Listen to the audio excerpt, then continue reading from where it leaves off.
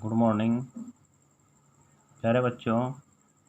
Class 9th 10th 12th यानी 9वीं 10वीं और 12वीं में हम हिंदी में व्याकरण पढ़ रहे हैं और व्याकरण में अत्यंत महत्वपूर्ण जो चैप्टर है वो पत्र वो पढ़ रहे हैं और उसमें हमने लगभग अनेकों पत्र पढ़ दिए हैं। अब और जो ज़रूरी पत्र हैं वो आपसे बतला दिए पत्र कैसे लिखे जाते हैं।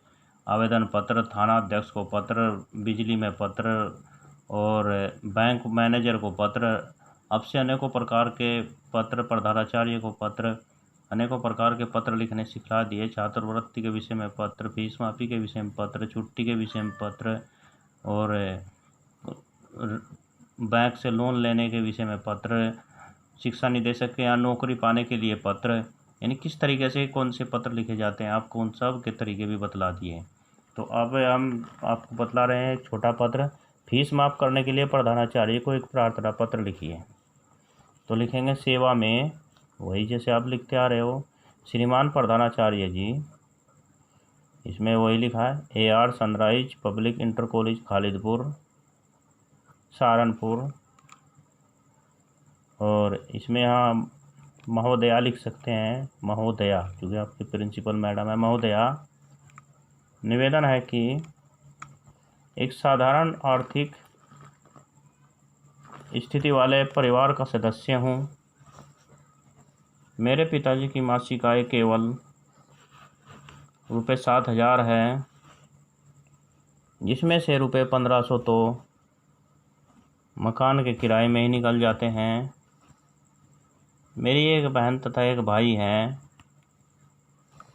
वे दोनों भी स्कूल जाते हैं। एक साधारण सा परिवार है जो किराए के मकान में रहता है। पिता की जो आमदनी है वो ₹7,000 है, ₹1,500 किराए होगा, लेकिन इसके अलावा उसके भाई बहन भी स्कूल जाते हैं।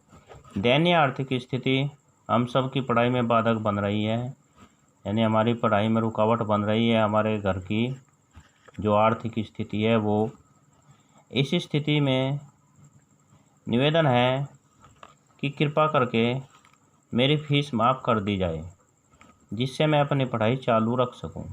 वैसे आप दूसरे तरह की भी अपनी समस्याएं लिख सकते हैं। मेरे पिताजी एक छोटे से किसान हैं, उससे खेती-बाड़ी से घर का खर्च नहीं चलता, या इस बार खेती अच्छी नहीं हुई, कोई रोग आ गया या दूसरी बातें हो गई, खेती नष्ट हो गई, कमज़ोर खेती हो गई।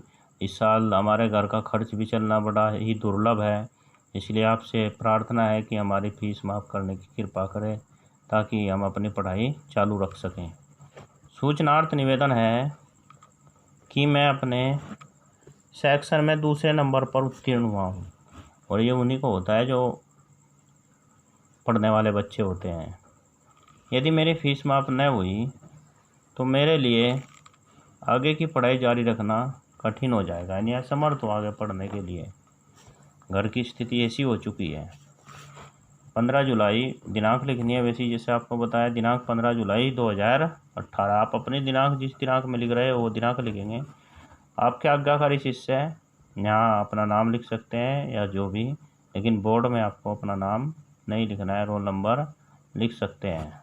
तो इस तरीके से आपको ये मैंने कुछ पत्र लिखने आपको सिखला दिए, आगे सिखलाएंगे बाकी, लेकिन आपको ये ऐसे ही नज़रअंदाज नहीं करने हैं, इनको बड़े अच्छे से सीख लेना है, लिख देखना है सभी तरह के पत्र, ताकि भविष्य में आप दूसरे के भरोसे नहीं रह सको।